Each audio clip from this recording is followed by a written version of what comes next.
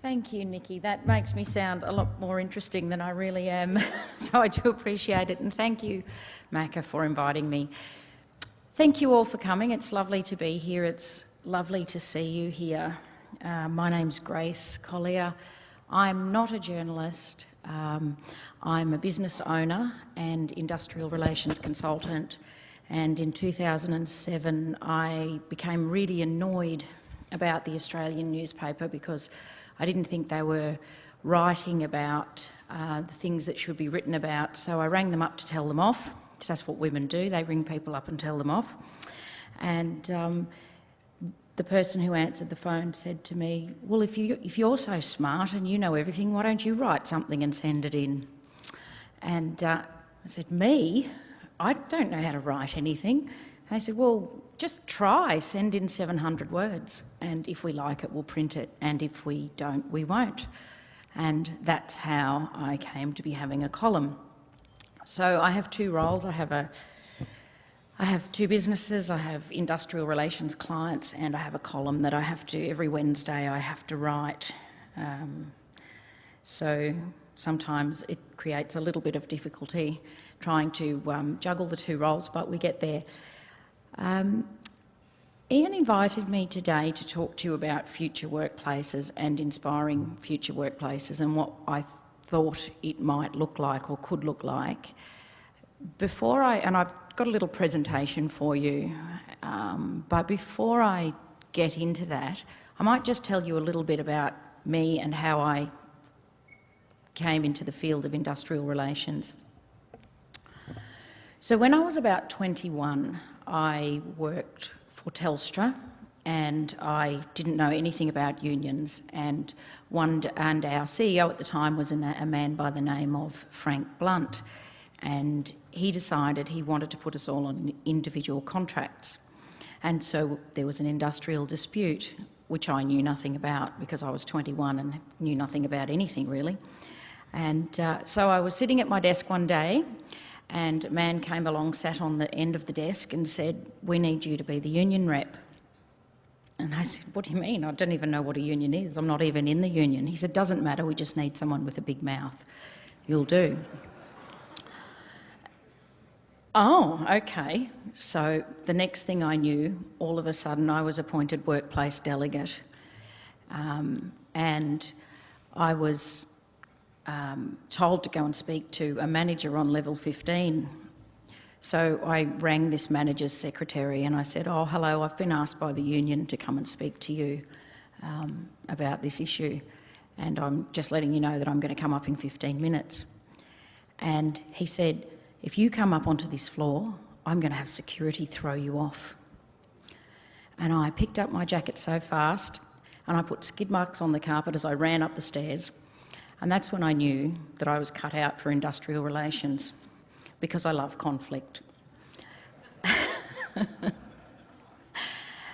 And so after that, all of a sudden, what I found was that I was a union rep for Telstra. I was a delegate. I knew absolutely nothing about anything. I didn't have a clue. I was 21, for God's sakes. And all of a sudden, they were flying me all over the country. I was going to enterprise bargaining meetings. I was telling all these people what to do. I didn't even know what I was talking about half the time. Managers were terrified. Everything I said, they treated as though it was, you know, the law. And what I found was that when you're a union rep, you can say anything. You can make it up. You can say anything you want. And 99% of the time, people will be terrified and take you seriously and do whatever you say. So this scenario to me seemed so hilarious. Keep in mind I was 21. And I thought, well, you know, I don't really know what to do with my life, but I think I really am good at this, and I think there's an opening, there will be an opening in the future for businesses to deal with union people, because this business certainly can't deal with me, and there would be opportunity to make money. So what I really decided at that age was that one day I was going to start my own industrial relations business and help companies deal with union problems and sort out problems with their workforce. And so having made that decision, then the next decision was, well, okay, so I know nothing now, so how do I get from being 21 and knowing nothing and just being a delegate in Telstra to owning my own business and knowing a lot and being able to solve problems for businesses, help them cut costs and deal with unions? So the obvious answer was to go and work for a few different unions, to do private sector union work, public sector union work, blue collar, white collar. So for about 8 years I worked in the union movement. I worked in blue collar union, white collar union, public sector and private sector, until I had learnt pretty much everything that I needed to learn. And when I did work, the first union I worked for was the community and public sector union, and that was very interesting. Their biggest problem in that union was, did the transgender committee get enough money for their Christmas party, and should they have their own Christmas party, or should they be part of our Christmas party? And these sorts of problems took up a lot of time. There weren't terribly many problems in the public sector, and it wasn't terribly interesting. I also worked for the Australian Services Union, which looked after clerical workers, and that in itself was quite challenging, because clerical workers have a phone on their desk and a computer in front of them, so they can ring you up all day and drive you mad, whinging and moaning about everything and writing you long emails. So I quickly worked out that I wasn't cut out for working in a union where people were ringing me up all day with their problems, most of which were pretty pathetic and not worth listening to. So I thought, well, I need to go and work for a blue-collar union where the members don't have phones, where they don't have access to phones. Then they can't ring me up all day and drive me mad and ask me stupid questions. They're the sort. I want to work for a union where if there really is a problem, then something will happen and it will be real, and I'll sort of sort it out. So I went and worked for the National Union of Workers then, and did a few years with them, and that was a fantastic union to work for, because it was baptism by fire. In the middle of that, the Patrick's dispute happened, and I was seconded to work for the MUA for 3 months to run the dispute to run the picket line actually in Brisbane at Fisherman's Wharf. And so I did a 12-hour shift there every day for 3 months. And that was again a baptism by fire. And incidentally, that was the last time I went on a bus, because one day we all got arrested and all the women got taken by luxury coach to the lockup. I haven't been on a bus since, sorry. That was how long ago it was, about 20 years ago now. And it was quite funny. My mum saw me on the news, and she rang me up and she said, "Were you going to Twin Towns?" I said, "No, Mum, I was going to jail." Oh dear, those were the days. So after working for about 8 years in the union movement, I then thought it was time to leave, and had a disagreement with my boss anyway, and I was quite sick of them all, quite frankly. So started my own business, and so that was now nearly 20 years ago. So I started my own business at about age 30, so yeah, about nearly 20 years ago now. And so for 20 years I've been running an industrial relations consulting business, and I specialise in helping people break up with the union and make up with their staff. And that's a little line that when everybody hears it for the first time, they go, it terrifies them, because most businesses, or most large businesses in Australia, are in the opposite situation. They've broken up with their staff and they've made up with the union. And their relationship is with the union, and their relationship with their staff is through the union, and they use the union as a HR department. And then they wonder why they have troubles with their staff. So I help companies break up with the union and make up with their staff. Now, this isn't deunionising, it's just a different way of working, and I'll take you through that. The other thing that I have been doing is that I started the business called Australian Dismissal Services, which is a dismissal business that only does unfair dismissals. It's a business that works for employers and employees and provides fixed fee, low cost dismissal services for companies and for employees. And Australian Dismissal Services is the biggest dismissal company in the country. They run more cases than anybody else, but you probably never heard of them because you only like everybody else, we only advertise on Google. But that's a business that my husband runs now. I don't have anything to do with it, but I'm very proud of that. I founded that, and it's gone from strength to strength.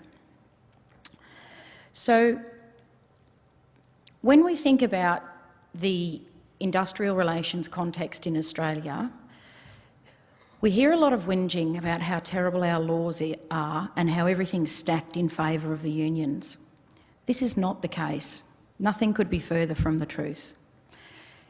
Let me just tell you about what it's like in the United States. In the United States, they've had the same industrial relations legislation, federal, since I think about 1947. It's never changed. It's the same, the Labour Relations Act. Under the Labour Relations Act, companies are either unionised or they're not. It's an all or nothing system. It's black and white. There's no in between.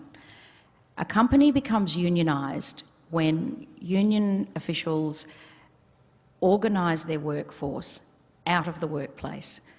So what happens is, if you're the owner of a business, a union will decide to stake your business out. They will identify you as a target. They will map your workplace. They will work out where all of your workers drink, what church they go to, what sport they play, what schools their children go to, what other community activities they engage in that community. And then they go and they meet them after hours in that community and organise them.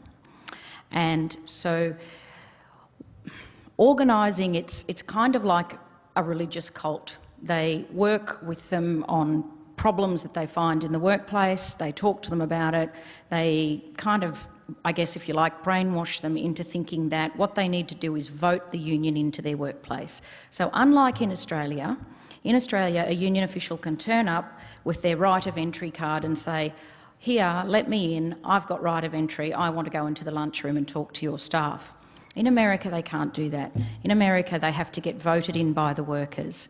So they meet them out of the workplace, they run a campaign out of the workplace. It's like a religious campaign. They have all sorts of effects. Then when they've got the critical mass, they ask the employer to have a vote, they petition for a vote.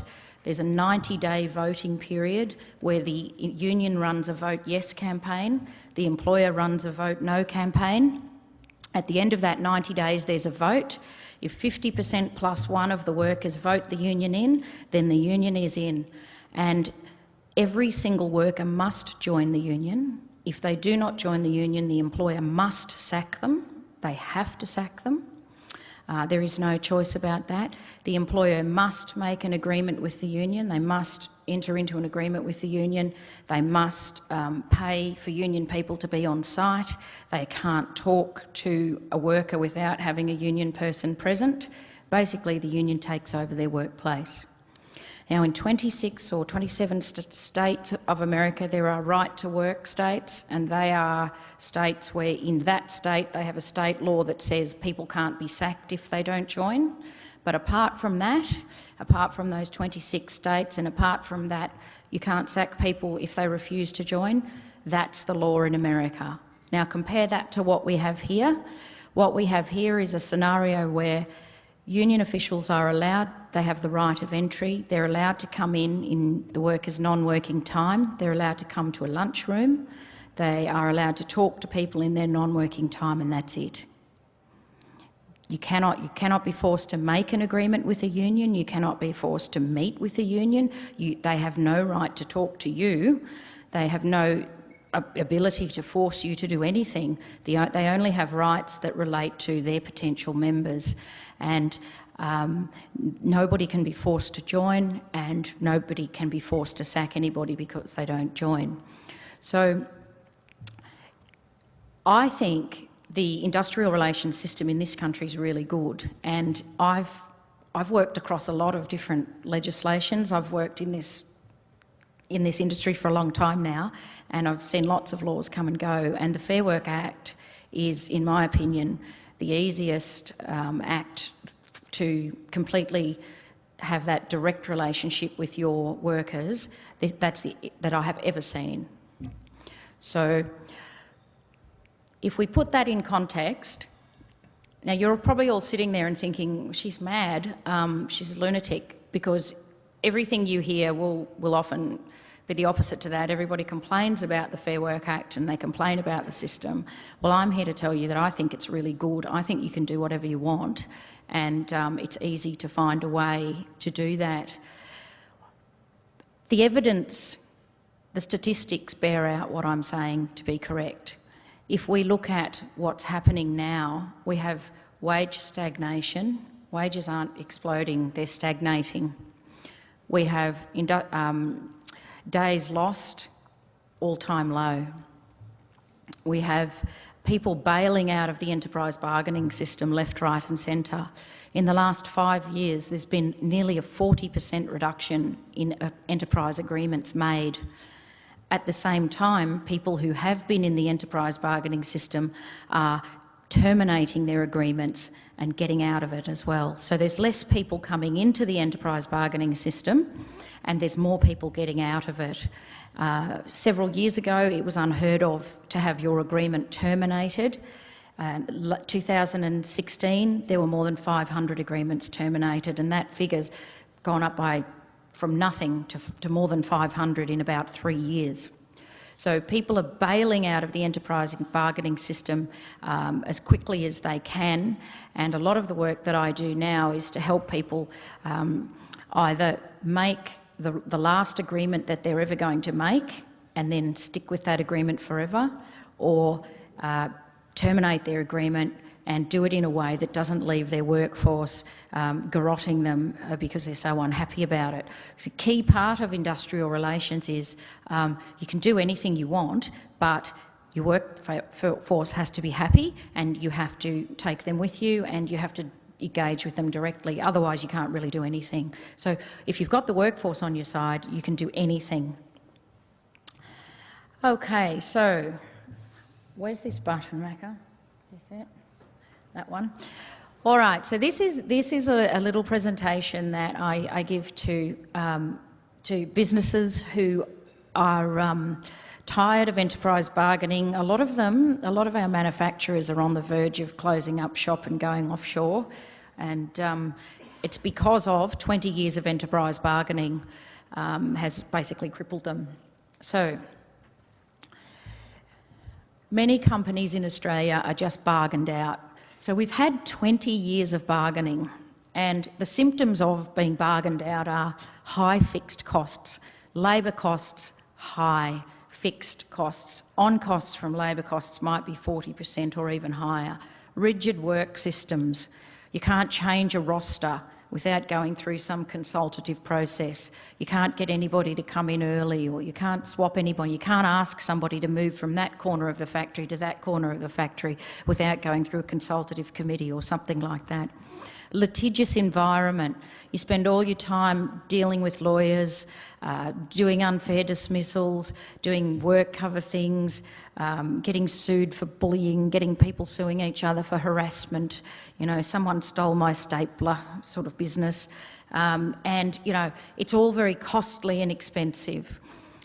All of those things lead to high legal costs. You have your lawyer on speed dial. You spend all your time with your lawyers working out what you're allowed to do and what you aren't allowed to do. And no offence to all the lawyers out there, but it's, yeah, you don't make life easy if you have your lawyer on speed dial. You don't have a happy life.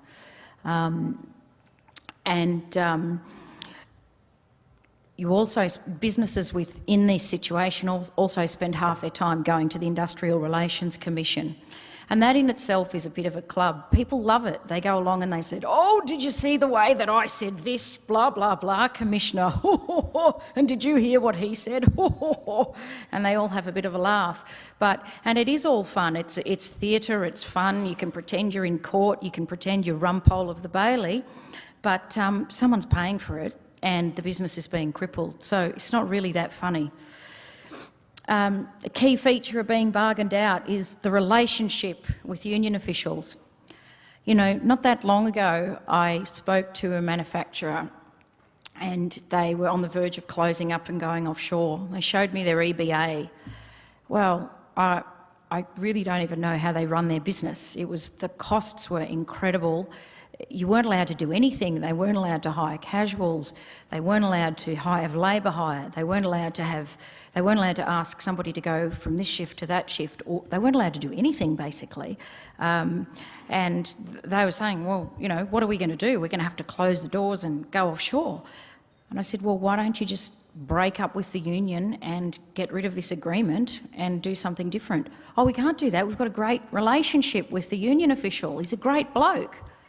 Well, okay, so this great relationship and this great bloke has pushed you to the point of bankruptcy because you have this terrible EBA. So there becomes a Stockholm syndrome that goes along with it. Low workforce engagement. You know, what happens within these companies is when they want to do something or change something, they don't go and talk to their staff. They pick up the phone and call the union rep and get him in and talk to him about it. And then they wonder why nothing works. Low trust, goodwill and productivity and high conflict. This is what we have in Australia with traditional union bargaining and traditional industrial relations. We have the company on one side dealing with their advisors, which might be their IR people or their HR or their legal, who then deal with the union, and then the workforce are on the other side. So the communication from the company to the workforce and the workforce to the company goes through two separate parties with their own interests and agendas. Now, there's nothing wrong with unions. Unions exist, they're part of a democratic society, they've got a role to play. But a union has its own agenda and its own interests and its own goals and aims. There's nothing wrong with advisors. We need advisors, we need lawyers, we need HR people, we need IR people. But all of those people have their own agendas and needs and wants and desires. And for a company and their workforce to have two separate groups of people with all of their own agendas and desires in the middle, you can see that communication is broken by the existence of those two bodies. The model that I advocate is this model. So we're not getting rid of the union, we're not getting rid of the advisors, you're just putting them where they belong.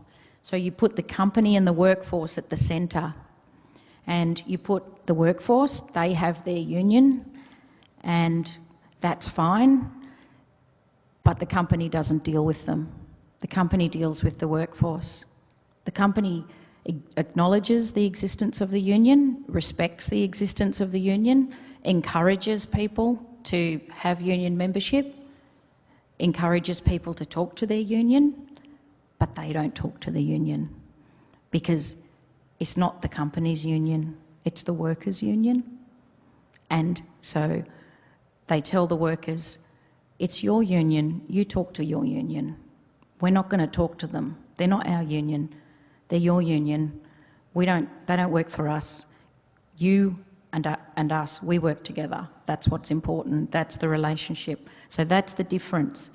And you'll see on the other side, the advisors, the company keeps the advisors in the background and behind. Now, in instances of court-regulated bargaining, if the Commission says that the company has to talk to the union or whatever, there has to be negotiations, the company doesn't talk to the union, the company sends an external agent on that side off to deal with the union somewhere else in another location, and they keep it right out of the workplace, and in the workplace it's all between the company and the workforce, and that relationship is based on respect, it's based on honesty, and it's based on transparency. So you can see the contrast between the two models. That's the first model, that's the traditional model. And this is the model that I advocate and that I teach, and that's basically the difference. So you're not trying to de-unionise when you break up with the union and make up with your staff, but you're just putting the union in the role they should be in, which is serving their members, and you're putting your advisors where they are in. So, people say to me, okay, that's a nice theory, but in reality, how does that work? How would a company go about breaking up with a union? So it's very easy. Has anyone in the room ever broken up a relationship? No, only one person. Good God, we've got a whole room full of angels here. So it's like anything. You're breaking up. You don't answer the phone, you don't return text messages, and you don't talk to them. You don't do anything. And so when they ring, you don't answer. And it's as simple as that. Now, people say, oh yes, but what about when they write a letter? Well, it's good manners to respond to written correspondence. Not only is it good manners, there is sometimes legal obligations. But thirdly, in the interests of transparency and honesty and respect, it's a good thing to do. So if the union writes the company a letter, well, we write a very polite letter back, but the letter isn't being written for the union. It's not being written for them at all. It's being written for the staff and for the commission, should you end up there. So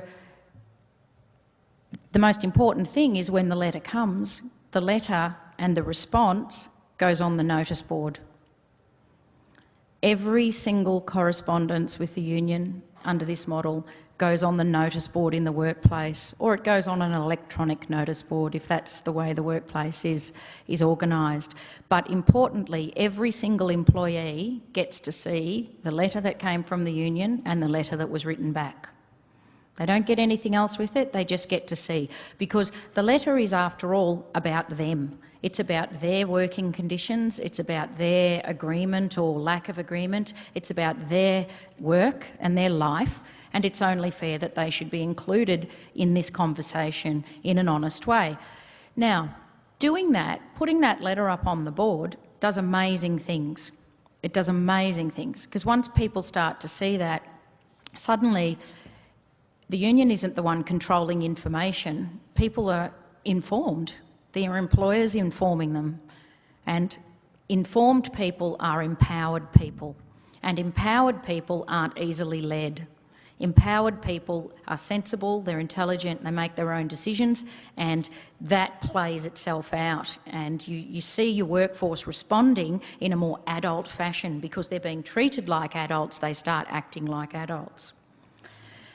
So when we make that change and we get out of the old traditional bargaining or the traditional union relationship, we see that we can move to a new system where we have low fixed labour costs. So you can pay people as much as you want, but your EBA should have low fixed labour costs so that in the hard times you can flex things down. Flexible work systems. There's no room for inflexibility.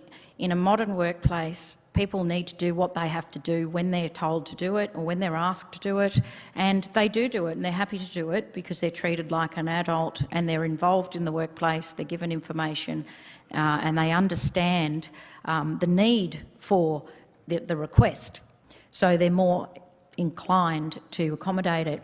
There's reduced litigation, management is empowered, and the relationship is with the staff, not the union official.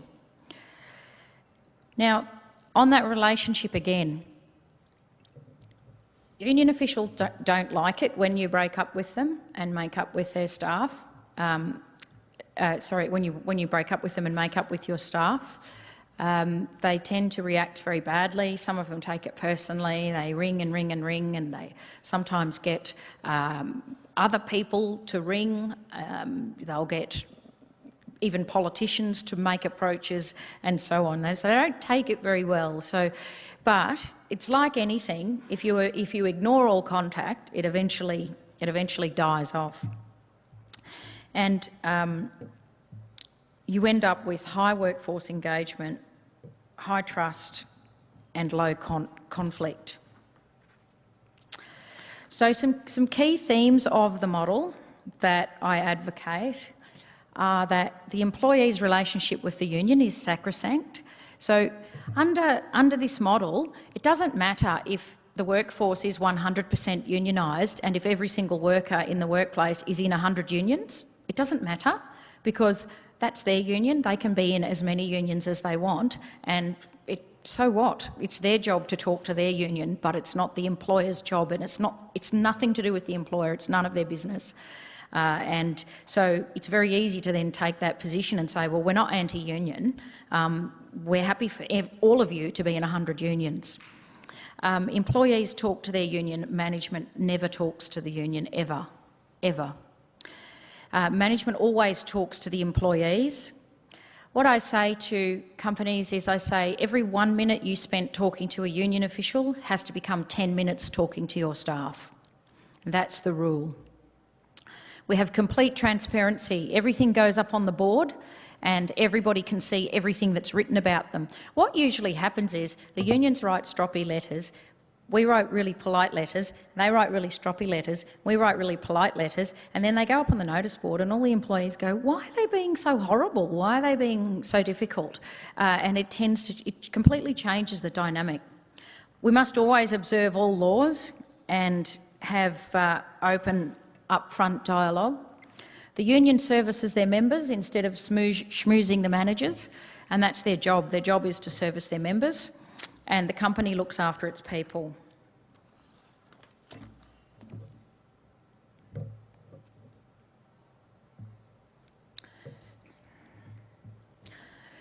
So that's the model that I use, and I've been working my way around the country in introducing that into various businesses. And that's occurring in the context that we have nationally, which is our wage growth is stuck at record lows. And I'm just going to talk a little bit about that next, and then I'll wrap up and we'll have questions. So here's Robert, my colleague. He says household incomes have stopped growing. Since 2012, there's actually had a slight decline, and except at the very top, we're not immune. So we've had wage stagnation for 3 years. I think that we're in the great wages correction. I think anyone who's travelled will realise that we've been in la-la land with what we've been paying each other and charging each other for things, and we are going through a correction where things need to get a little bit cheaper. We need to be more cost effective generally. We're all in the same boat. We're all in this together. We all have to have this. We're on a downward spiral at the moment, and the only problem with this happening is if the cost of living keeps rising, then the people at the bottom will suffer even more. So what we need our people in Canberra to do is work on the cost of living and help squeeze that down. But if you look at what's happening in the retail environment, things are getting cheaper and cheaper. It's the large household expenses are more expensive, but consumer goods are getting cheaper and cheaper. If we can make the transition to a low-cost economy, it will be very good for us. But this wage stagnation, I expect it to continue for a while because I see it as a correction. Despite that, despite all this bad news that you hear about the wages in Australia and how people haven't had a pay rise, have a look at this. These are the minimum hourly rates. We've got the highest minimum rates in the world. Now, that's great if things aren't, if the cost of living holds up. If the cost of living stays reasonable, then we'll all be okay. But you know, the problem we have at the moment is the cost of living, the cost of electricity and housing in some states. Here's some more statistics here. At the moment, the public sector's holding us up. So if we look at our annual wages growth, it's very, very low, very slow. Negative growth in agriculture and manufacturing, and I've been doing a lot of work in manufacturing. Wages growth isn't going to pick up. Here's somebody, you might not recognise me. I put the glasses on so that when I go out and about, people don't recognise me and abuse me. So if you have a look at the wage price index, it's been dropping, and the blue lines are the forecasts. So in 2011 they said, oh, it's going to recover. In 2012, oh, it's going to be all right. 2013, oh, it's going to be all right. 14, yep. 15, 16, 17, look at that. For 5, 7, 6 years they've been saying, oh, it's going to recover. I don't think it is. I think it's just going to keep going down because we're in a correction. Here's how we're dealing with this is a cause for the correction. There are three trends. One is selling out the unborn. Has anyone heard that term? So I'll explain that to you in a minute. So people are either getting out of the system, not coming into the system, so a decline in bargaining over 35% over 5 years, or they're terminating their agreements, because once your EBA is expired, you can terminate it and put everybody back on the award. So they're either doing that, or they're not doing enterprise bargaining in the first place, or they're staying in the enterprise bargaining system, but they're doing selling out the unborn. Selling out the unborn is where you get your workers to vote for everybody who's here right now keeps their current wages, but the people who start after the agreement's voted in come in on the award or come in on a lower rate. So that's one of the trends that we're seeing in the system. Here's some more data. About 9 to 11 of employers are offering no increase. The great bulk is less than 3%. Most people who are earning over, getting more than 1.6 a year are generally in the public sector. Here's an example of how the new model worked with a manufacturing client. When we started the process, there were 9 traditional EBAs of about 120 pages long. And we started in the manufacturing costs per head in 2016 were $335, which was uncompetitive. The target was $305 per head, and in 1 year with 9 new EBAs, through that model of breaking up with the union and making up with the staff, there was 7 million savings per annum per plant, and the staff engagement scores went from 25% to 85%. So staff engagement is a tool that the HR people use where they survey the staff to see how happy they are at work, and you end up with an engagement score. So that's my model. It works. It's not for everyone, and there's certainly a lot of disbelievers. I don't go around talking about it much because it's kind of a bit of a secret, but Macca convinced me to talk to you all today. And thank you for listening. And I did meet somebody earlier out there when I was having coffee, and he said that if I went on too long, he would fall asleep.